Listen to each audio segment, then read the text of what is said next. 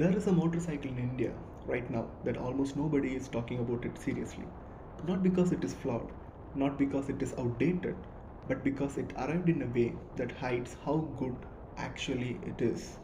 Let me introduce you to the Honda NX500. And today, I'm not here to review the bike. I want to ask a far more important question. What happens if Honda actually commits to this motorcycle in India? The NX500 comes to India as a CBU, completely built unit. And the moment you hear that, the expectations on this motorcycle completely shifts. Buyers stop looking at this motorcycle for what it is and start comparing price tags instead of riding experience. And no one can blame them. At that point, even a genuinely good motorcycle struggles to explain itself, and the NX500 ends up misunderstood not because of its ability but because of its positioning. Strip away the price discussion for a moment and look only at the motorcycle. The engine is a parallel twin that prioritizes smoothness over shock value. It's refined, calm, and predictable, exactly what you want on a long term bike. The ergonomics are neutral and comfortable. You don't feel cramped, stretched, or even aggressive. It feels like a motorcycle that wants you to stay on it longer. The suspension isn't trying to impress you on paper. It's tuned for imperfect roads, uneven surfaces, and real distances. This bike doesn't beg for attention. It earns trust every single day, and vice versa. Most motorcycles today chase excitement first, more power, more electronics, more drama. The NX500's philosophy is the complete opposite. Maybe that's why I love this motorcycle so much, even though I can't afford one right now. Because for me, it focuses on three C's, which is very important, which is control, confidence, and consistency. This is a motorcycle that doesn't ask you to adapt to it, it adapts to you.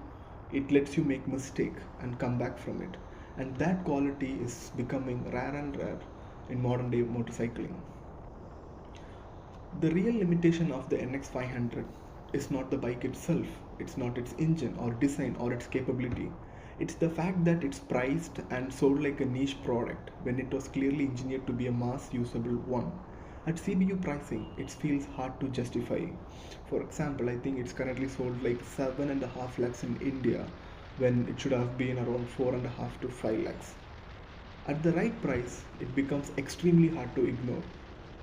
Now imagine this motorcycle built in India, or even bring it as a CKD.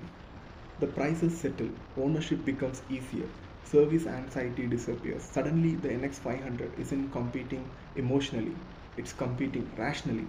A twin cylinder motorcycle that's comfortable, reliable, and unintimidating. Something you can commute on, tour on, and live with for years. And that changes how we look at this bike completely. Honda doesn't need to redesign this motorcycle. The engine is already proven, the platform already works, the reliability is already there. All that's missing is intent. And if Honda chooses to invest in this segment properly, the NX500 could quietly create a space that doesn't exist right now, a practical mid capacity twin for the Indian conditions. And they will be the first before someone else steps in. But I think it's a little bit too late for it because CF Moto is really close for a comeback. The NX500 doesn't need to shout to stand out. It doesn't need extreme numbers or aggressive marketing. It just needs the chance to be what it always meant to be. Ironically, it is meant to be a Honda, but it is not somehow. And if Honda ever decide to build this bike in India, it won't feel like a new launch. It will feel like something that was missing, finally arriving. And I don't know if I should expect for this arrival of a CKD NX500 or a locally manufactured NX500 when the rumor suggests the Honda is working on a single cylinder 500cc engine for Indian market.